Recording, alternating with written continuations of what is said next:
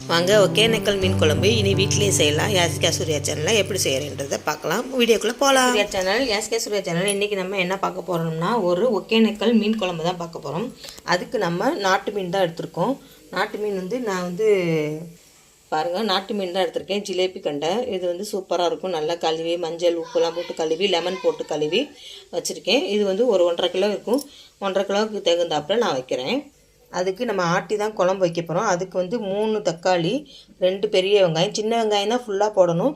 சின்ன வெங்காயம் இல்லை, அதனால் 2 கொஞ்சோண்டு சின்ன வெங்காயம், கொஞ்சம் 2 வெங்காயமும் எடுத்திருக்கேன். பூண்டு ஒரு 4 பல்லு பூண்டு, ஜீரகம் 1/2 ஸ்பூனு, மிளகு 1/2 ஸ்பூனு, அப்புறம் வீட்டு குழம்பு பொடி, கொஞ்சோண்டு சாம்பார் பொடி, கொஞ்சமாக கறி மசாலா பொடி.